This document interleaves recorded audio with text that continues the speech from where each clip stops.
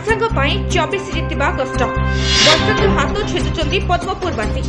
पद्मपुर जिला नकरिबा बीजेडी पराजयर कारण हेब। दलीय कर्मी भी देउनाहांती साथ। अनुकंपा भोट नुह निज दम देखाइबाकू हेब।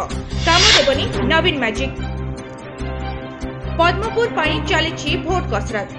वर्षांग पाई महंगा पड़िबो 24 निर्वाचन। उपनिर्वाचन रे अनुकंपा भोट होइथिला बळ हेले एथर निज दम रे लेखिबे निज भविष्यत। नवीन को साथ कि बीजेडी ब्रांड हेबनी सहायक।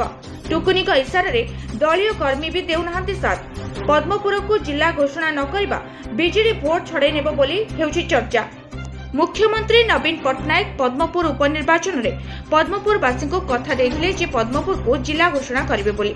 2023 फेब्रुआरी कथा दे डिसेंबर सुधा जिला घोषणा करिवे बोली कहि तांको झियो तुल्य कांदुरी वर्षा व वर्षा सिंह बरिहांक पई भोट मागिथिले। लोके नवीन को ऊपर भरोसा करी कांदुरी वर्षा को देले भोट। तापरे कांदुरी वर्षा होई गले एंग्री वर्षा।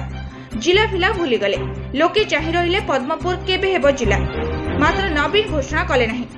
वर्षा भी तांका कोनोसी प्रतिश्रुति न रखी नेतागिरी देखाइथिले। एपरिकी एही विवाद को कोर्ट आड़कू ठेली देई बीजेडी और नवीन बाबू शांति निर्वाचन लड़िबाकू बाहरिले।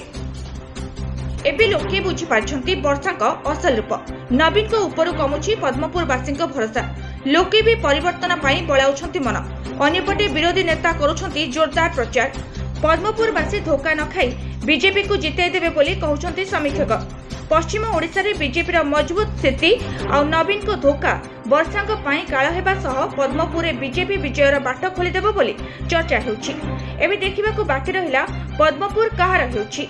वर्षा भोटर को केमिति आकृष्ट करूछंती। नवीन मैजिक काम करूछि ना तांका विवादीय काम राजनीतिक भविष्य को अंधार करूछि। ब्यूरो रिपोर्ट कर्तव्य न्यूज।